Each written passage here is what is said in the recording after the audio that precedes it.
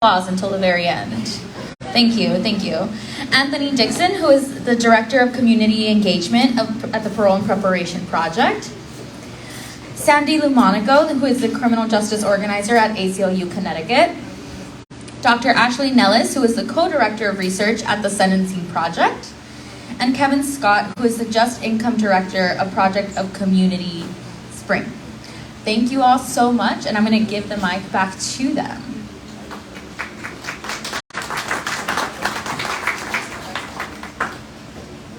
Hello, can you hear me? Thank you so much, Priscilla, for that lovely introduction. I hope everyone is feeling revitalized and refreshed and satiated after that delicious lunch.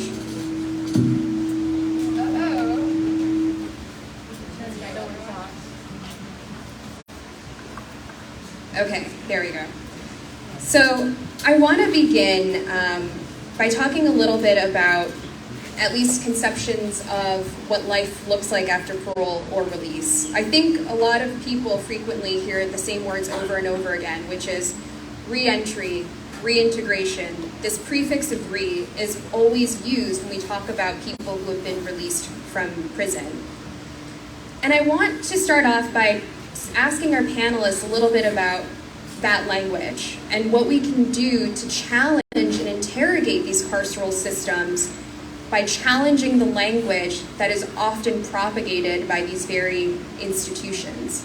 So I hate to call you out, but I'm calling you in. Anthony, can you talk to us a little bit about the word reentry? Yes. Thank you. First of all, it's an honor to be here today. When it comes to language and practices that are used by the dominant culture to tell our narrative, it's something to me that we should always be able to filter it through our narrative first to see whether we want to embrace it. The prevailing use of the re prefixes when it has to do with prison to community planning is something that I found less confident in telling our narrative. And I just want to dive into it real short with you why we need to question this. First, the term re-entry assumes that there's been an entering in first. And the fact of the matter is that many of us come from marginalized communities, and the fact that we're incarcerated and we go through so much in life in this American experiment is because we have not been integrated inside of this community and our society. And secondly, the use of re-entry or reintegration implies a return to a previous state, which we have not been, so how can we get there if we have not actually been there? Thirdly, because re-entry is a bipartisan game plan, it moves us forward in a direction where also there are collateral consequences that defeat the very re-entry model. As long as there are conversations on voting rights for people, we can never say that we have re-entered or re-entered even. So even the re-entry model, if it was such a thing, it never brings us to realization because of collateral consequences. In fact, there's over 44,000 collateral consequences inside the experience that a person must go through once they get a felony or misdemeanor. Lastly, by default, the re-entry model places the blame for mass incarceration solely on the individual. In other words, I alone must change, not the systemic racist system must change. In other words, it leaves me where I must go through the matrix, but the matrix itself is never challenged. The root issues are still there. All the blame and responsibility is put on me to redo something, but it leaves the society changes alone that needs to be done. So, what I propose is that we move away from those terms and use terms like sort of rehabilitation, use habilitation, a transformation. Instead of reentry, we use transition. Instead of resocialization, socialization. Readjustment, adjustment. Reintegration, integration. Reassessment, or reassimilation, assimilation. Thank you.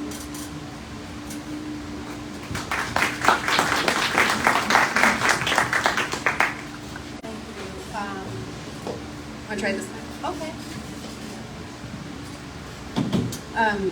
I had a little preview that you were going to make a comment like that, which really made me start to think about some of the research that's been done out of the Sentencing Project. Okay, louder and slower. I forgot all about all this. Okay. Some research that has been done out of the Sentencing Project of people who were serving life without parole sentences for crimes committed when they were juveniles. And in the research, we had the opportunity to ask about 1,500 people who were then incarcerated what their life was like before they came to prison.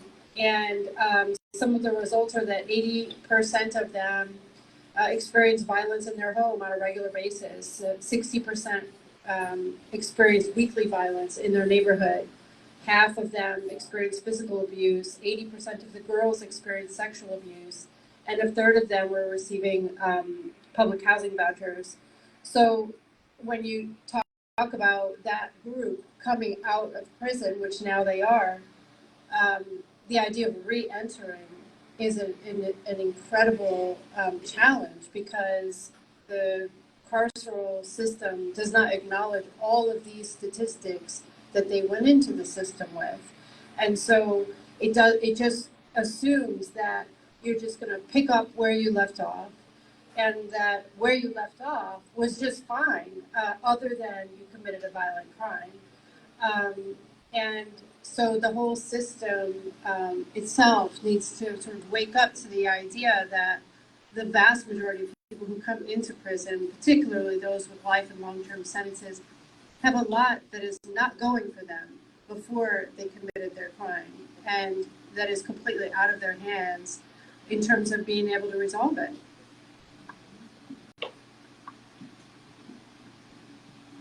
Hey, thanks for letting us be here. My name's Kevin. I'm also from Florida, by the way, so it's good that there's a few of us here. I want to say quickly, my mom cussed and cried a lot, and I learned those things from her. So if I cuss or start crying or something, I apologize. I learned from the fucking master, so my apologies. But I could not agree more with Anthony about the piece of greed and like what a kick in the nuts that could be for somebody coming out. If you've never been in there in the first place, the expectations upon you are monumental. So in Florida, if you're in prison, you have the capability to earn exactly 0 cents for mandatory labor. There's a few states like that. Those are all in the South. Perhaps not a huge surprise.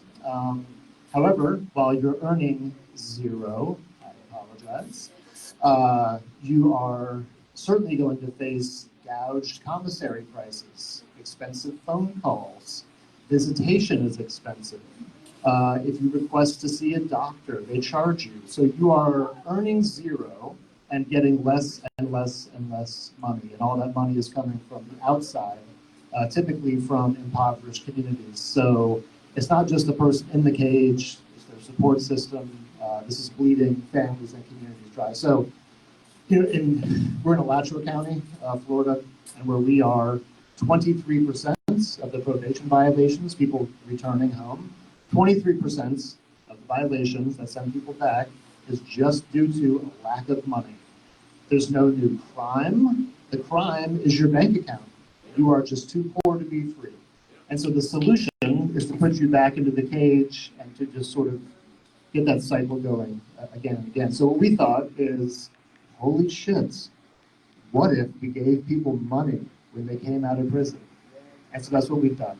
And so last year, 115 people that were within 6 months of release were given a year of guaranteed income. No strings attached. people can use that money for whatever they wish. People are the experts in their own lives. I might have an idea for you of how to spend your money, and that idea could be fucking horrible. You know, you are the expert. If you want to buy a jet ski, you want to buy a sandwich, you want to get a bicycle, whatever you need to do, you're the boss. You should be able to do that. And so we've seen a lot of results with that. And so some people have said, you know, like, I was never in society in the first place. I came from poverty. I went deeper into poverty while I was in prison. I've come out. I didn't come out on even ground. I came out in a deep, deep hole. This is the first time in my life where I've actually had stable income floor, and I can actually start focusing on my future as opposed to the crisis that I'm in. And so for a lot of folks, this is entry for the very, very, very first time.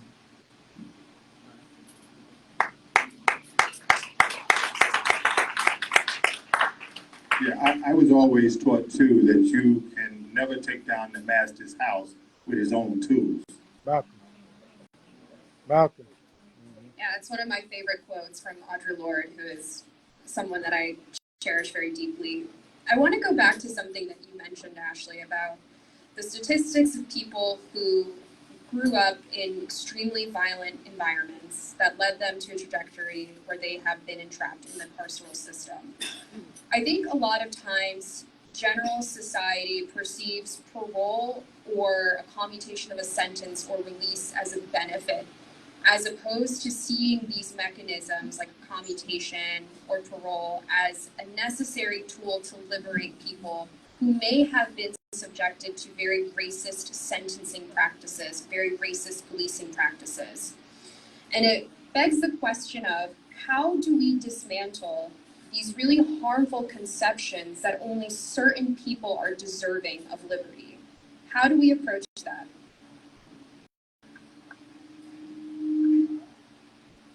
I'm Sandy LaMonaco. I speak low, so I'm looking for the... So I work on commutation in Connecticut, and what commutation does is similar to a sentence modification in some ways and different in others.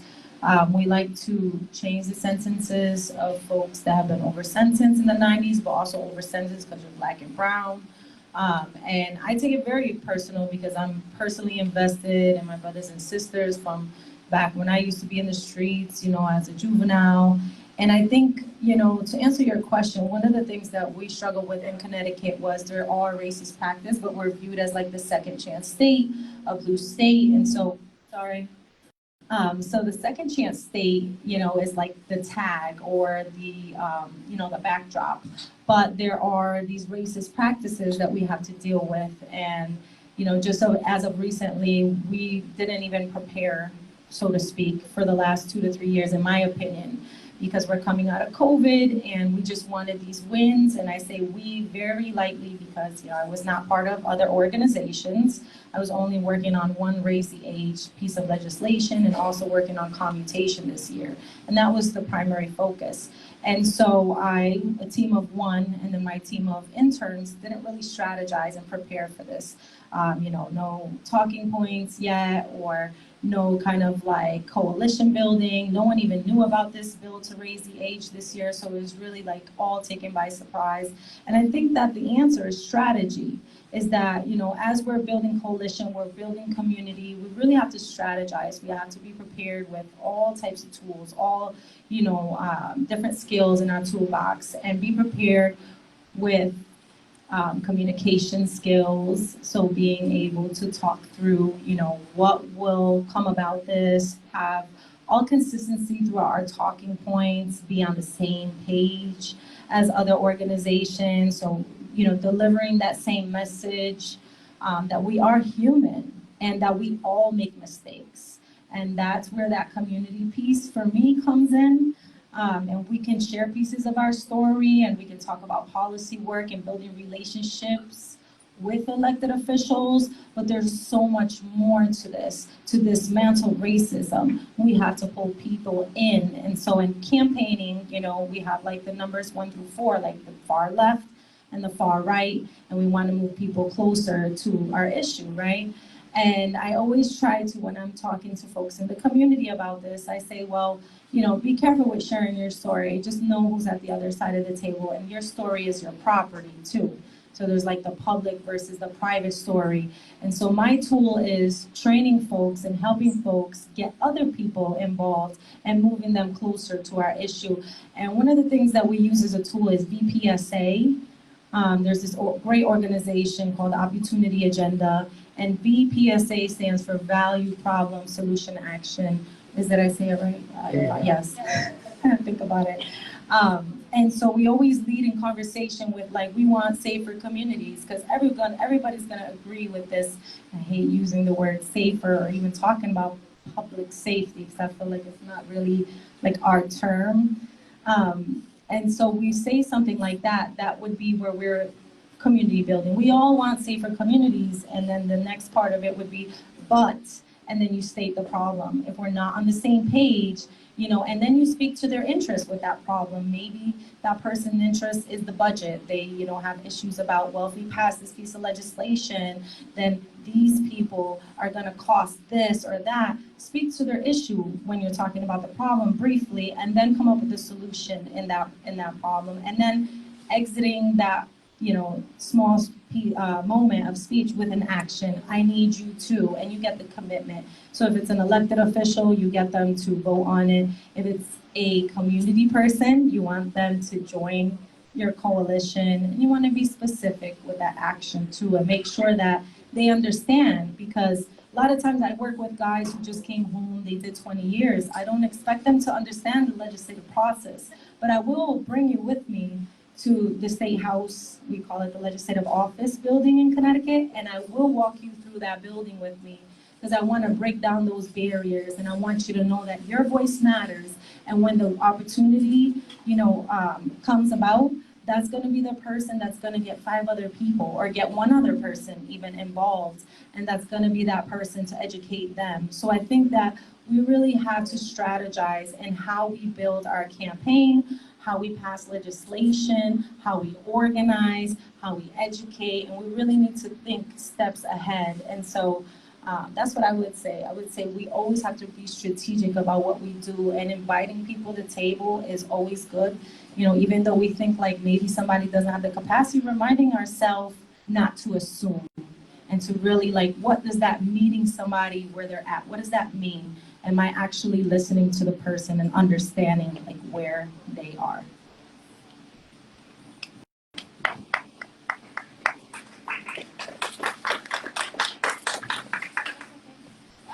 Just going back to your point about parole, and it just, when you asked the question, it brought to mind, you know, that parole and clemency and commutation, these did not used to be sort of the dirty words that they are today in the criminal legal system.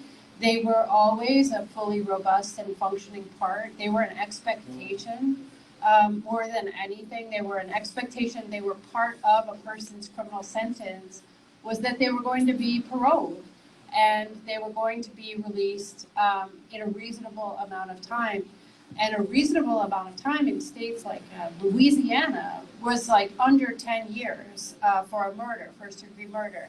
So you can see in comparison how we've really blown that out of proportion, and now we have this structure in place of mass incarceration. And I think, you know, we have to get ourselves back to an understanding through public education campaigns and just general history lessons that parole is a part of ending mass incarceration, because it's a system that was abandoned, and it has to be revamped and restarted in a really ambitious way in order to, you know, open up that process for people. It's a way that we can move away from the philosophy that governed the 80s and the 90s. So it's not inventing a new system, it's realizing we actually already have that system.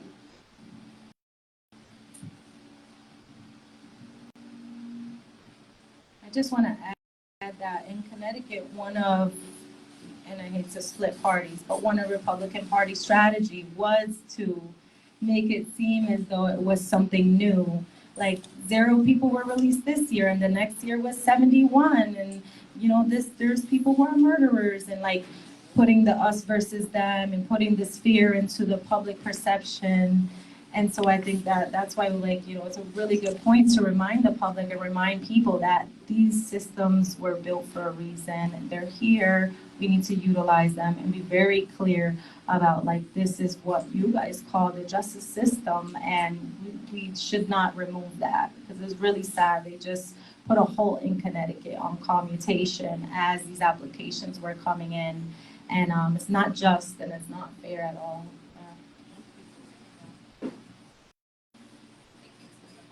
Thank you so much. I actually want to turn to you, Kevin, because when you and I were talking the other day, you said that parole does not exist in Florida. Can you speak to us a little bit about that and the history of did parole exist and what happened? Yeah, it used to exist. There was a time, but it's been a long time. Honestly, when I was in prison myself, our whole program was designed and administered by people who spent time in prison, and I only ever saw one guy actually get parole the entire time I was in there, and he had been in there since the 70s. So I guess it was just deemed antiquated or something, and they got rid of it. So the way it is now is in Florida, at least we do 85% of your sentence at least. They have, in Florida, there's been talk about getting it back down to 65% for years, and it's just right around the corner all the time, and it just fucking never comes. So as it is now, we do 85%, typically community supervision after release as well, which is just full of traps, any number of ways for you to actually go back to prison. So we don't really see that. We just have probation, which comes in many different forms. So we just call it the invisible prison. The public might think this person's been released, they're free, they're able to go to the grocery store, but that person is living under a weight that is unimaginable to somebody who hasn't actually lived through that experience. The terror of being sent back in, the financial burden, it's hard to find a job. It's hard to find a place to live. You have post-incarceration syndrome, which is its own special form of PTSD, not talked about very often. The mental and emotional consequences of being brutalized, I don't care who you are, how tough you think you are, that shit gets into your life. If you are in prison, you have been traumatized. I remember specifically looking out a cell window and thinking, I am never, ever going to get out of here. And carrying that feeling home of something in me has been eternally diminished. Something has been destroyed in some way forever. And that's a very common feeling. People come home, and I encourage people when they come home at least to take some measures to address their mental and emotional well-being. In the scramble to meet your practical needs, that stuff typically goes unaddressed. And I have been home for 2-3 years. I'm at my kitchen sink just bawling my eyes out because I've never actually processed the reality of all the things that I had experienced while I was inside. So that didn't really answer your question very much about parole. But yeah, basically, Florida doesn't do it. You're just on probation. That's it.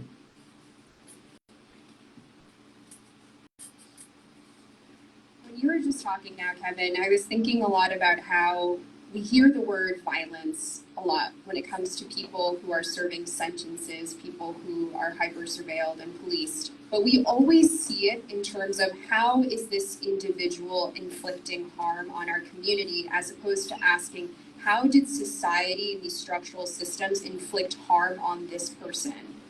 How are we perpetuating violence against this specific group of people?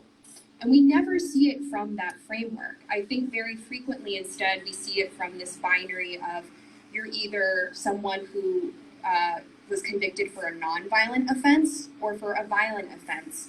We only ever see it in this very strictly legal lens. We never see it as what are the broader forces that are in play here. And the reason I bring that up is because a word that we're hearing a lot too when we're talking is community. And I think community, we think inclusivity. But for a lot of people who are being released from these carceral institutions, I think the word community is actually weaponized to further ostracize and exclude people. And so I want to know a little bit about, or I want to talk a little bit about a very common restriction when it comes to community supervision, which is if you're someone who's on community supervision, you can't associate with others who also have a criminal history. I want to talk a little bit about that and how that does a lot of harm on the community.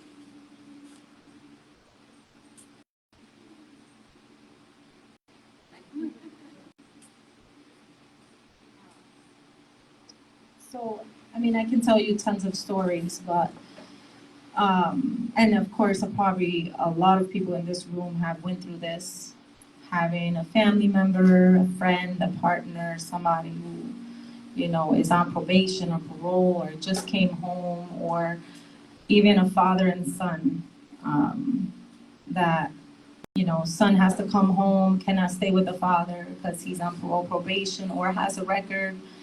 And this is very common, and so we have to advocate all these structures. And it's super overwhelming because we're fighting like a huge monster, like systemic oppression, and folks going through like internal oppression at the same time, like trying to believe in ourselves, trying to believe in our abilities. So I think, my gut tells me like, oh, we should write this into like statute. We should like have a bill written, but it's policy sometimes in certain states. It's just policy. So do we go to the head of parole or the director of parole because they know it's wrong and they know that it's a silly policy, but they're also not viewing it as a harm sometimes. And I think that that's the part that's like so difficult, is because we want to, I always try to understand, like, okay, well, let's sit at the table, let me hear you out. What is it? Okay, the risk factor, all right, yes. But can I tell you, like, what you're doing now, you're putting this kid back in jail, like, this is not a good solution. So what is a better solution here? Tell me. And so I try to kind of like take it in that way where I'm trying to be understanding, but the system is not understanding. So I think that, I like to think of myself as an abolitionist, that we need to abolish these policies. And so it's figuring out and navigating in all 50 states, and Puerto Rico, especially in Puerto Rico, how do we do this? How do we break through the policies and procedures that are locking our families back up and our friends and our partners back up? And that's a difficult place to be. I know in Connecticut, we've had strategized to have the head of parole in Connecticut, who is under the Board of Parole and Pardons, and it's sort of like a committee, but it's an agency, it's a state agency. And we talked to them about what was put into legislature over 10 years ago called special parole. And in Connecticut, we have 13 districts for courts. And we talked to parole about our concerns about particular districts at first. And so that was a strategy. It's like, okay, we can agree that you have this problem, this place has a problem. And then we went to the next step with our strategy of, okay, now we built some common ground. We have a Department of Correction commissioner who is supporting us with, we need to abolish special parole, because special parole in Connecticut was created with the notion that it's for like the worst of the worst. And that's not how it was utilized. And so in particular districts, they over-sentence people to special parole, and even parole officers were telling the director of parole, we don't understand why these people are on special parole. What is the difference between parole and special parole? Even their own parole officers told him that. So our strategy was, you've already voiced this publicly. What can we do to help you get rid of it? Will you testify for us? And he agreed. So we got, I don't want to say lucky because it wasn't lucky. It wasn't supposed to be there in the first place. But we also had to put it in legislative, in statute. So we had to pass a law to be able to get rid of it. And then, of course, there's the discussions about well, we still need something there. And so the agreement was we'll do a pre-sentencing investigation on every required case, which costs the states a lot of money. So it's supposed to deter prosecutors from giving that special parole. For parole in that policy, back to what you were saying, which is so harmful, I think that it's something similar to that we need to kind of strategize nationally and bring to each state. And we really need to tackle those policies and procedures because we know what's happening, they know what's happening, just like that director of parole, just like the parole officers knowing we don't know why this policy is in place. It's not helpful for us and for them. And it's just, we need to really do the same thing in all 50 states. And I think that, it starts with us figuring out how do we build that structure down so that we can build our families back up.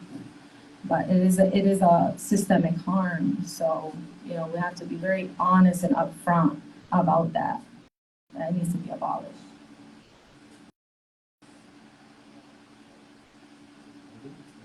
All right. I was just going to add really quickly too, just the idea of when you get out, you shouldn't be around other people who've been inside. When I got out, those are the exact people that I needed to be around, were people that had been in prison. I need to talk to somebody about what's happened. No one better than someone who's had that same experience. I need to laugh with you. I need to cry with you. I need the resources that you are the expert in how to survive after prison. That's who I need to connect with. And I can tell you that maybe one of the reasons is that when people who have been incarcerated come together, really great things can happen. And so maybe that's why they don't want us to come together. Just talking about what's happened in where we live, like I said, I'm in Gainesville, Florida. Former prisoners came together and have moved mountains. So that unpaid prison labor I was talking about, we convinced the city, the county, and the University of Florida to cut their contracts with the Department of Corrections. So that is not a practice where we live anymore. That was the first in the state to do that. We have so far dispersed almost $1 million to people coming out of incarceration. They are now at the county jail. Phone calls are free and unlimited at our county jail. And also, they removed all of the jail fees, for linens and your fucking outfit and all that stuff. That's all been taken away. And that's all because former prisoners coming together, coalescing, unifying their voices, and sharing their experiences.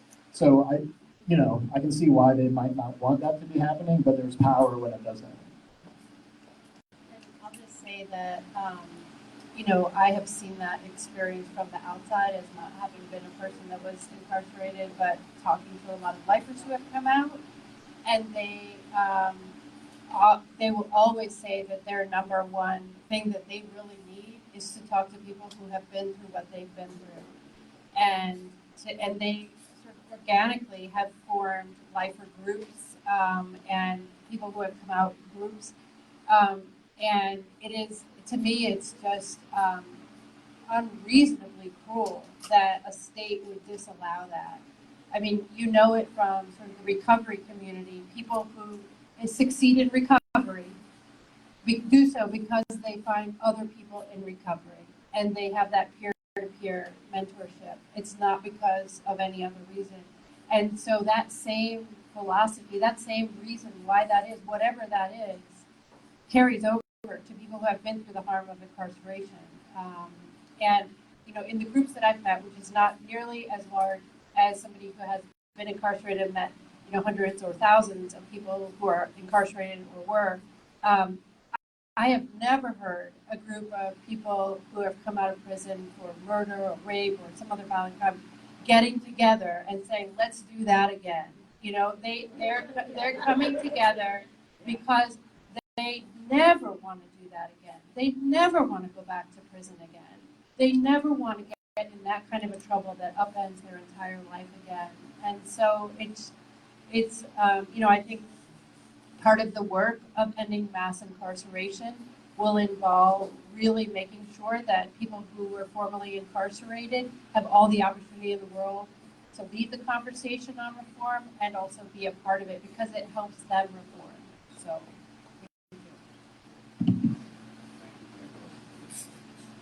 Thank you for that question.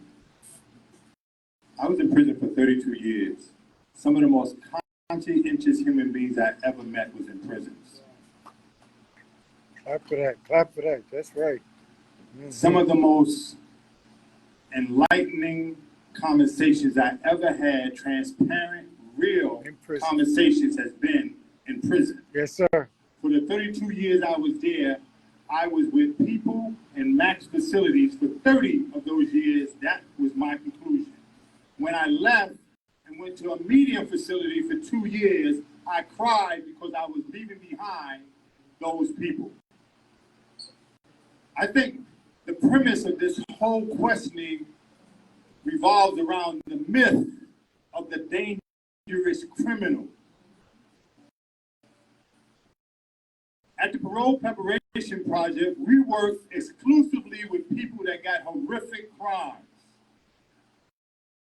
One of the criteria is that they have to have a life sentence. And whether they was here at the board one or none time, we will take them on. We take the heavy lifts. We've been successful in raising the bar in New York State from a denial rate at 20 to 35%. In our caseload, we make it 60 to 65% that are granted parole.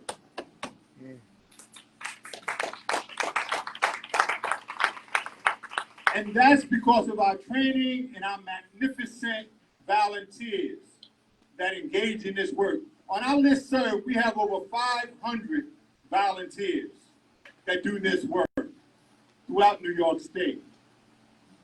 It has been our finding that after 10 years, 98.7% do not turn around and go back to crime after they release.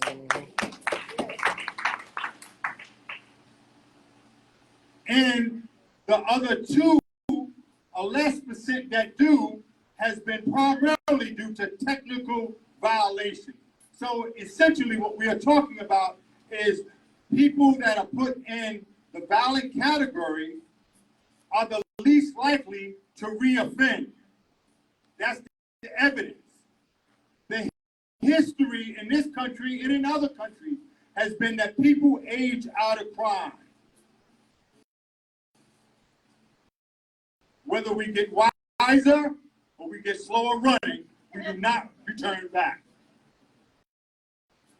And I want to end on this point right here. That I do not believe that white people are in a category to take the moral hill on what is violent and what is not, given their history of being some of the most violent people on this globe. That moral hill does not belong to them. Perhaps the native of this country could stand on that hill. But certainly, white people are in no position to tell us who is safe in our community when we will write petitions, thousands of them, and saying we want them back, but they refuse under the auspices of saying they are community risk. No, they're coming back to our community. You're talking about you want them in your community for job security. That's the real issue. Clap for that, man. Come on, man. Such a good point. I'm almost speechless, actually, but I really wanted to go back a little bit to talking about some of these notions about what parole really is.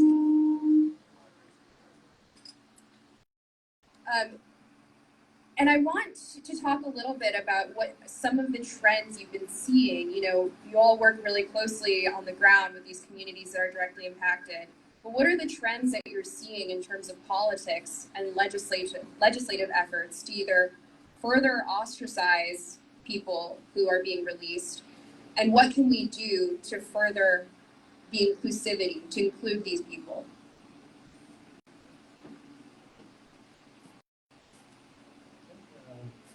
I think in Florida, there was a bipartisan bill to reduce the incarceration for technical violations, and it got vetoed at the last second by the governor. I'm not sure if you've heard about our governor.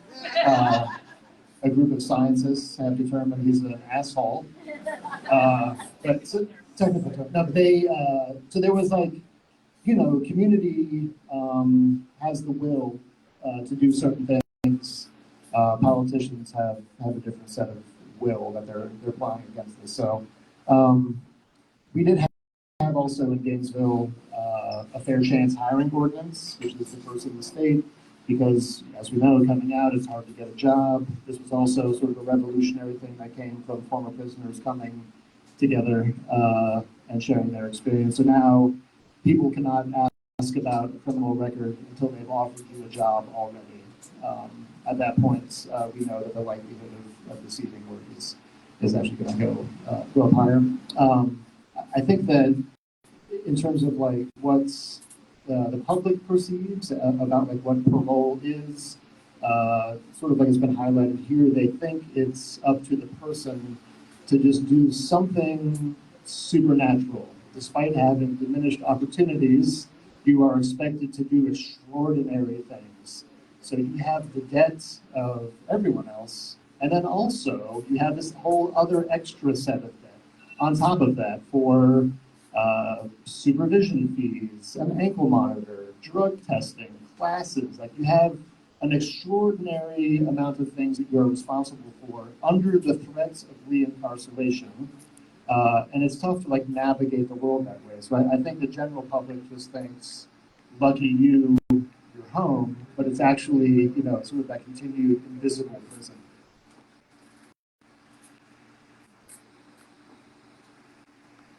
Something on that. I mean, I could say something on everything, to be honest. I'm trying not to, but on the trends of parole, I mean, the population that I work almost exclusively around is lifers and people who are serving life with the possibility of parole. The numbers have been coming down in the last 4 or 5 years nationally, and then some states like New York have had a pretty significant drop in life with parole, but at the same time, a pretty significant rise in life without parole. So,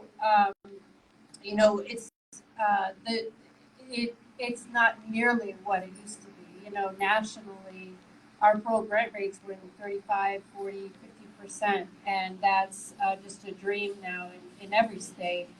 I think there are some ways that it's making inroads, but it's more through these carve-outs. So geriatric parole you hear about, or juveniles getting expedited parole, and that is good, but it also further solidifies people who are not in the categories or nonviolent or things like that. So the no exclusions is really the ideal. I'll also say that the parole hearings are really stacked against people who go up for them, for a variety of reasons, not the least of which is that the crime of conviction is often the biggest consideration, even though that has clearly been considered at trial. That is what a trial is about, is what the crime was. So that's a dead and gone issue, so to speak. But that becomes a big deal. Also, the presence of a victim has a lot of influence. The presence of remorse seems to have a lot of influence, and that can be a real problem if there are ethnic or cultural differences that are not picked up on by a parole board. So if somebody is looking down a lot because in their culture, that's a sign of authority that you look down, but in another culture, if you're looking down, that's a sign that you're being defiant, right? So there's all these sort of like bars that you have to get to, which are not anywhere near, they're all arbitrary. And so this idea of just demonstrating remorse is one of the key reasons why parole can be touch and go for people, because it's not something you can really define. And I just, very recently, I started to become more active in volunteering with parole. And one component of parole hearings that I did not know about until really recently is language access at these hearings. So you'll have people who don't speak English being forced to engage in what is a kangaroo kind of proceeding. It's not real. And being demanded to explain what happened, right? And they're going to use that against them. And I would like to ask you, Anthony, a little bit about, you know, what it looks like preparing someone for parole, and how do you become involved in a candidate's or petitioner's case? Good question. I myself was a recipient of parole preparation. I went to the parole board my first time, I was denied. I went my second time, I was denied. The second time I went, the parole officer that denied me around 3 months earlier, because I had a special hearing, she was now the lead and she granted for my release. What changed in 3 months? Yeah. Imagine someone being told when they come into the system, do not discuss your crime with anyone, your lawyer. And you're in an institution where your most shameful act, you never want to tell nobody, because that could take away from your prison reputation.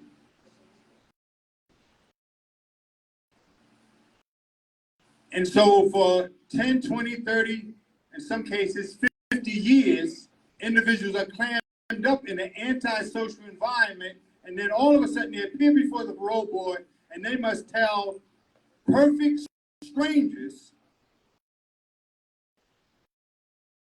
the most intimate details of their failure that happened in around 5 seconds in their life in the past. And they must do this within 15 to 20 minutes at most. In some instances, 10 minutes.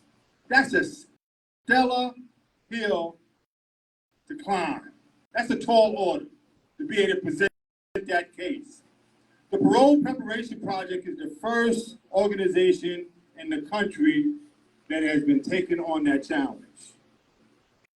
And one of the things we do is we say humanizing people is the core of what we do. We go in there and treat them like human beings. There's a no judge zone.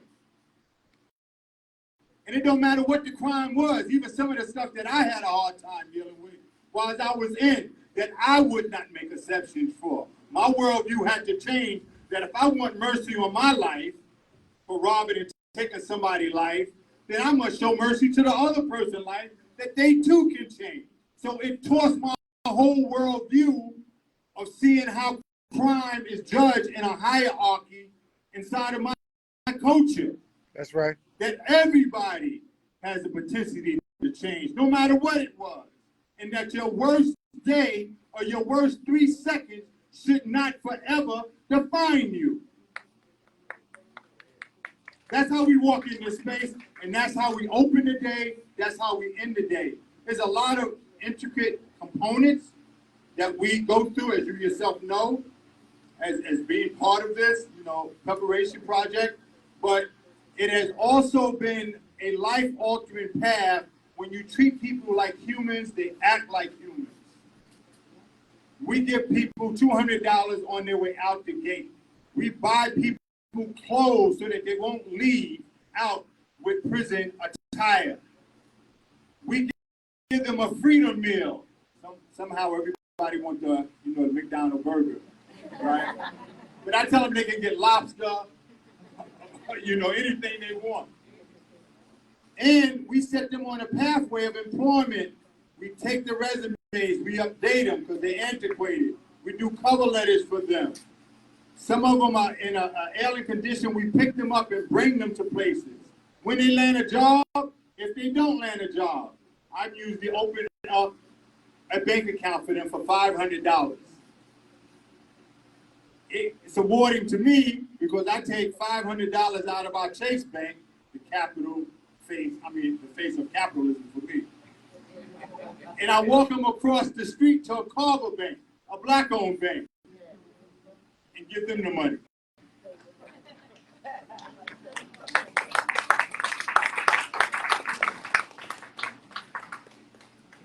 Kevin, I want to ask you, and we'll have time for questions in a little bit as well. How do people get involved in your organization as well? To get the money? Yeah. You come out of prison. That's it. That's it. So the eligibility criteria was you had to live in our county, you had to be a county resident, and you had to have come out within 6 months of the application. That was it. So it didn't matter what your charges were. It didn't matter how long you've been in there. So we have a pretty wide spectrum of experiences. So some folks, had been in for 366 days. Some people had been in for 35 years, and all points in between. So we, tried to meet people where they were. I met all 115 privately, one at a time. I met them. In some cases, they came in with their children, their spouses, their loved ones. So it was very easy to see this is not 115 people. This is the ripples of, this is a family, this is a community. So really, we tried to make this as low barrier as possible. Just the virtue of your experience of being incarcerated, that was enough. A final question, or some of the final questions that I have, is about what we can do as individuals to actually transform these systems. I think that often we envision transformative change, it's from a really higher level, kind of an aerial view.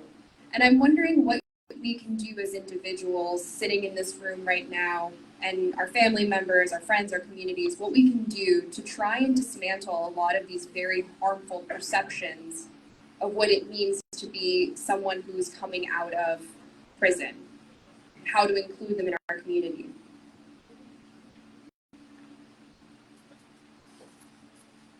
Double dip.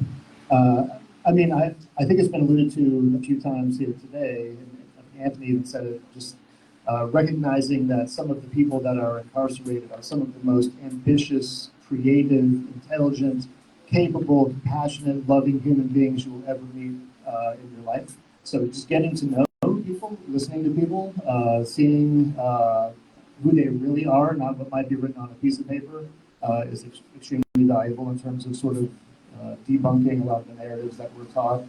I think a lot about people that I met inside that would fly in the face of what I was trained to believe about people who are in prison. And just a really quick story.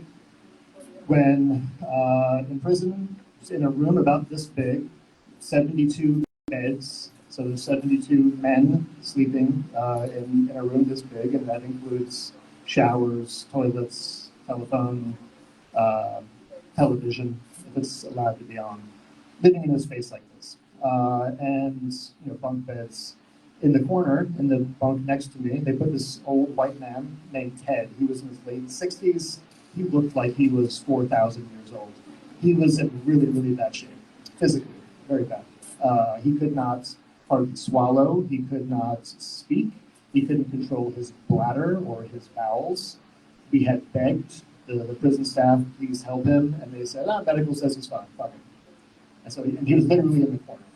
Above him, in the bunk above him, was Junior, who was 21 years old, young guy. He checked all the boxes of who I was told to be afraid of. He was black. He had tattoos. This was his second time in prison. Junior had come in. He was raised in poverty.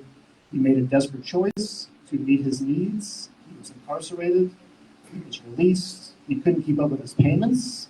He was just too poor, so they sent him back in. So Junior is now in prison for his second time. Below him is Ted, who is dying. Junior took it upon himself to care for Ted. There was no angle. There was no hustle. He wasn't getting anything out of this fucking guy who had nothing. They're not making any phone calls. No one's calling their name for visitation. No one's calling their name at mail call.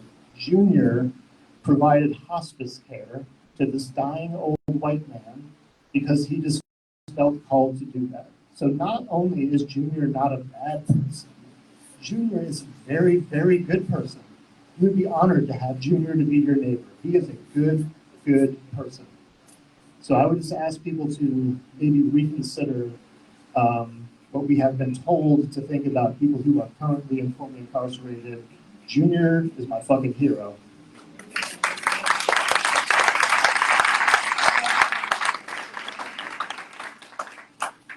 In terms of solutions, structural solutions, I want to give you a few ideas, a few takeaways.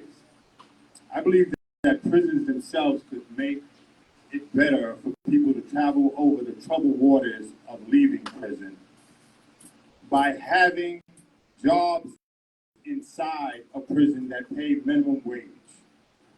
I believe, too, in tandem with that, that the White House has a list of people that have signed on to Second Chance Pledge. It's just standing there. I believe that those name brand organizations and companies should be put on Front Street and told to demonstrate, not only by hiring them when they come home, but to go even further and have career opportunities when a person makes the board, for you to be able to go inside and start that before they come home. That means that a lot of the programs that are in there need to be updated. Technology programs, coding programs.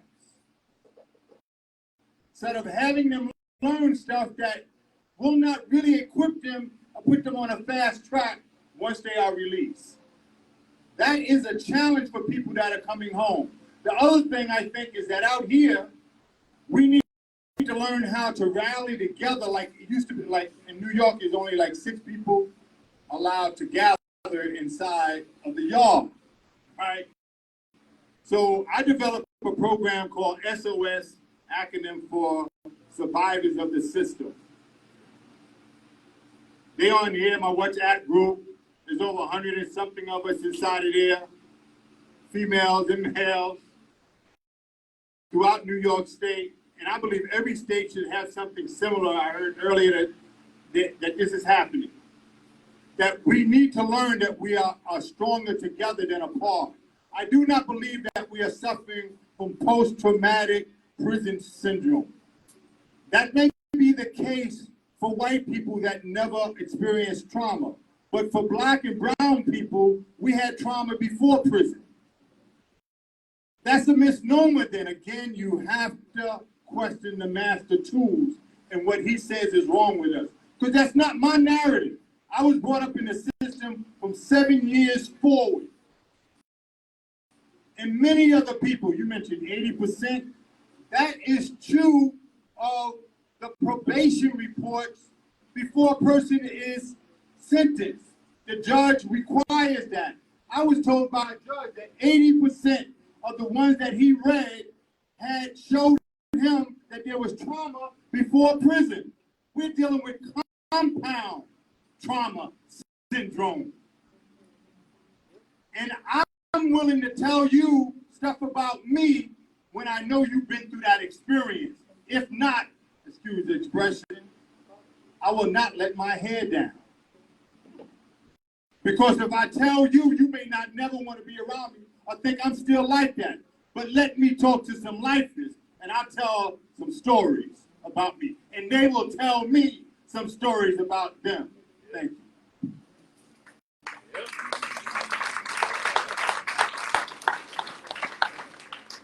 So now we have about 10, oh, I'm sorry, Sandy, go ahead. I didn't want to follow up because you're an awesome storm. I just wanted to add, because I feel like I felt it in this room earlier, that someone was like in that moment where you're craving, you're kind of like, I felt the desperation before, for change. And I'm like, I need to know what to do. Tell me today, what should I go home and do? And I felt that again in your question. And so I think that one thing that's really important is for us to find a passion. What is it that you're passionate about? I'm passionate about humanity, so I write articles about immigration. I'll never forget the day I saw Alien card, like we used to joke about it when I was a kid, and now as an adult, I'm like, wow, you really like outed us like big time, okay? And that was her ID in her purse, you know. And so I remember these things. So I say, okay, I'm passionate about this. Let me write about this, because otherwise I won't connect. I won't know. So I would say, number one, find what you're passionate about, and pick a couple things. You know, the SMART goals, like specific, something that's measurable, attainable, that you can always go back and look at and say, like, okay, I have a goal with this, and this is the goal. I would say connect with like-minded people, even if it's just one other person. A lot of people that I work with, when folks come home and they come to me, they're very intimidated.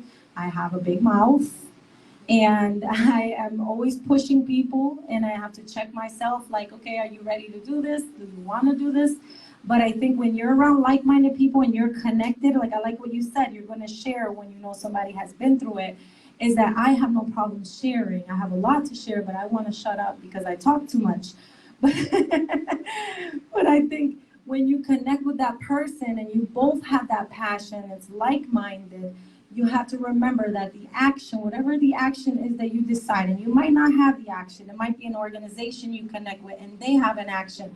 We need you to show up to an event, or can you help us canvas, knock on doors? You might have to get out of your comfort zone to do that. And there's a little fear with that, but that's okay. So reminding yourself that I'm here with family, I'm here with people I trust and I love, and apply pressure. So when you're going to do that action, don't quit. You're gonna get no's. And I'm glad that at one point, you know, I was in the service industry, like working food industry for a long time, and I sold cars, and I did these different things for jobs, because I learned that even though I'm sweating my butt off, I got to get to the end of that shift to get paid. Even though these people are on the, you know, on the sales floor, and they're telling me, no, no, no, I'm not buying that car, I still needed to feed my family. So I hustled. I took them hustling, you know, skills out. And I say, like, that's not always in everybody, but you can do it. And I will be there to tell you. If you need me to call me or email me, I will tell you how to do it.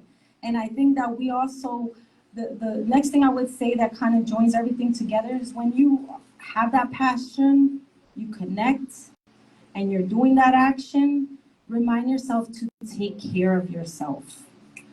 And that's super important. And there's a difference between maintenance and self-care. I just learned this, unfortunately, in January. Take care of yourself, whether it's something you like to do or spending time by yourself. Somebody had said sound healing. I love sound healing because I have a problem sleeping at night. My brain doesn't shut off. I think that whatever you have to do, just remember that you are a sunshine. We're all living in this world at this time right now for a reason. I truly believe that. So don't be afraid to reach out if you need to somebody you don't know and ask them, hey, what's your work like? I'm doing this, I'm frustrated, because there's a lot of people out here willing to help you. And you just have to ask. That's it. Sorry.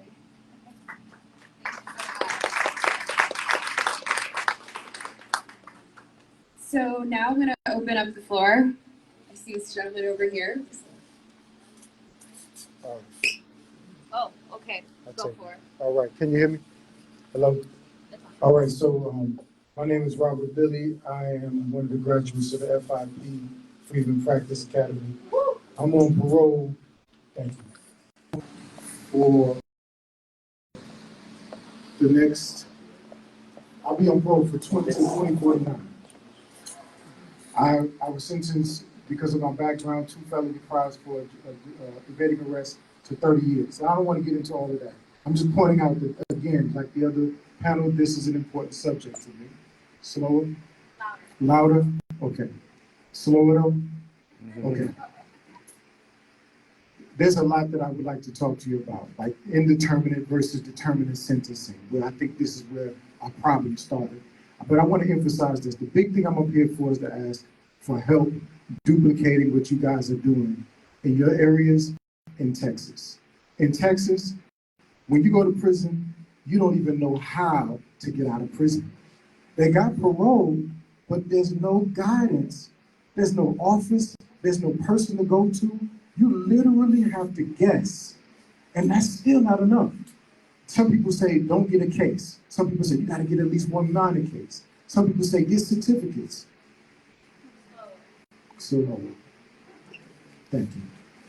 So, we need what you have in New York and in Florida, in Texas. Help me, help some other men do that. That's number one. And then lastly, I'll say this. I was flabbergasted when I learned that all these laws about indeterminate versus determinate sentences happened in the 90s. Around the same time that Clinton was in office. Speak to that. Because in my humble opinion, what's going on today is not unintentional. It's like they don't want us to come home. And they don't want us to succeed. And I think that needs to be said as well. That is designed for us, the way things are going now is designed for us to fail. That's all I got.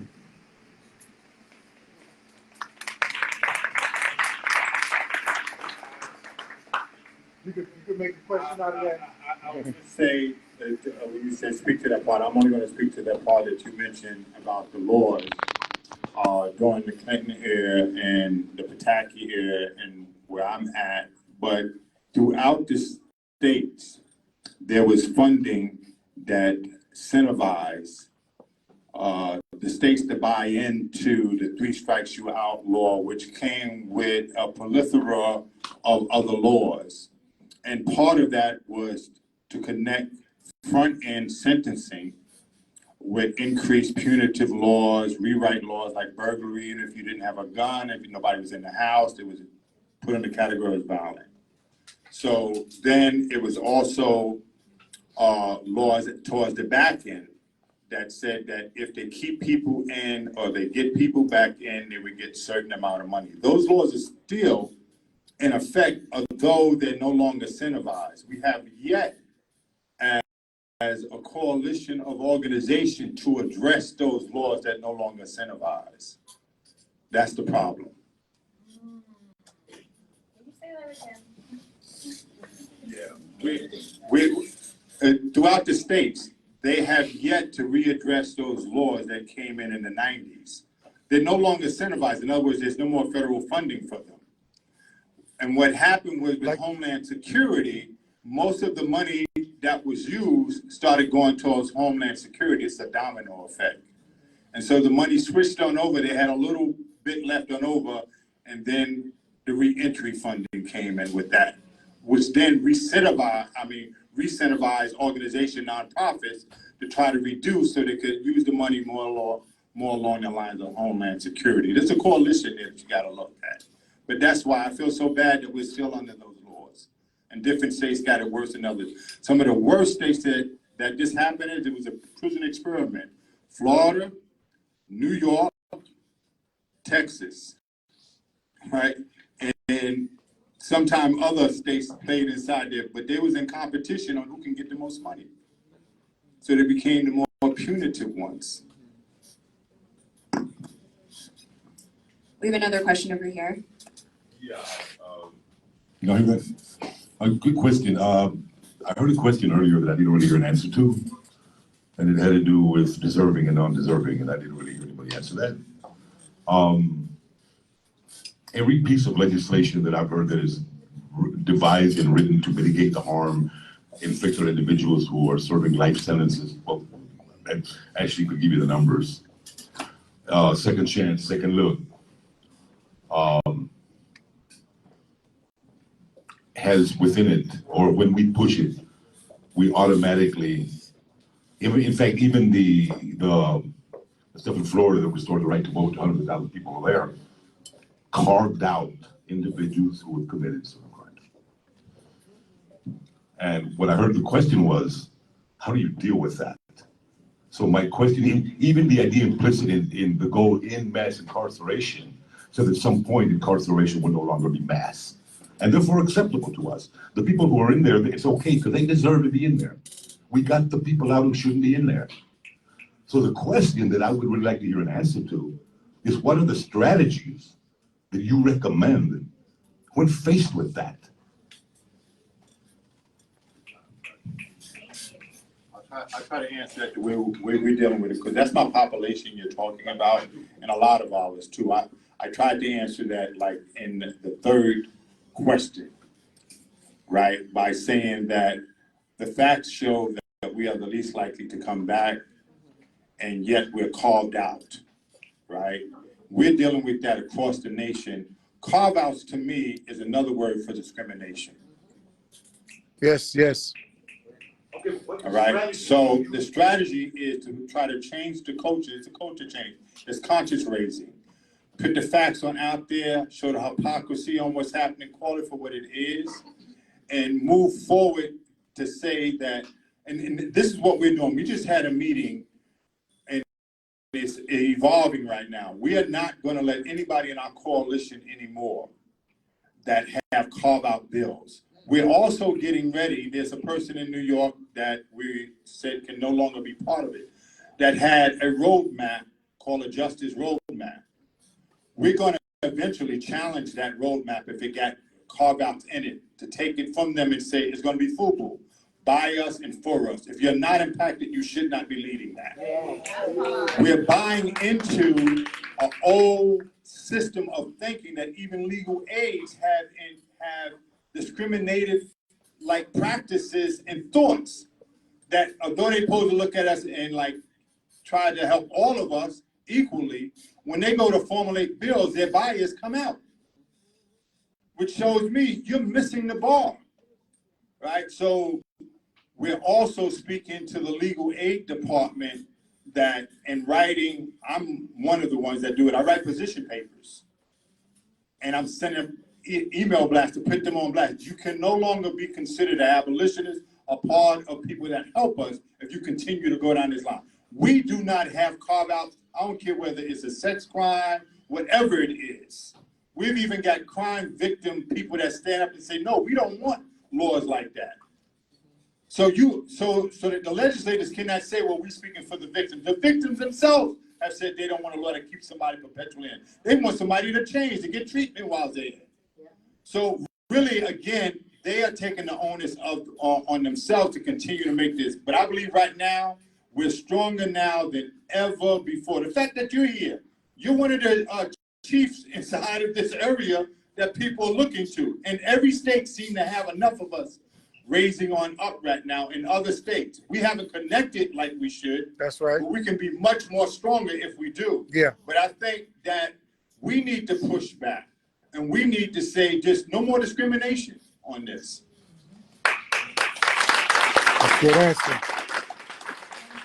And we, oh God, that was really loud. Okay, and we have one more question. I want to talk to you, actually ask you a question about remorse. You talked about how remorse is an element in parole hearings. So the first question is it embedded in the law, or is it just the way, quote unquote, human nature works in these parole hearings, that they look for remorse? And two, if it is required, how do people who are inside express remorse if they're innocent? I mean, that's the rub. That's one of those issues. Can we get a mic?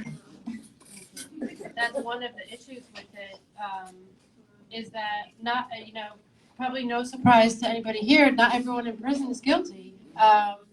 And so you have to be able to, show this sign, and that's one of the issues. But even if you are guilty, there's no indication that, having a lot of remorse means you're more or less likely to commit a crime again.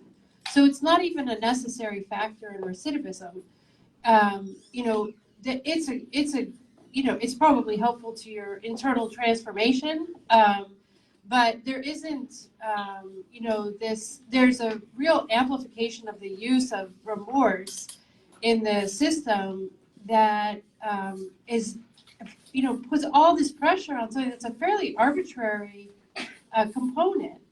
And there's a fair amount of research that indicates that that it does become this very central feature to parole review and parole granting, is if you show that you are extremely sorry. But, a lot of the guys, they are extremely sorry, but that they have to do this sort of performance around it is, is just, it seems to me, an unfair expectation.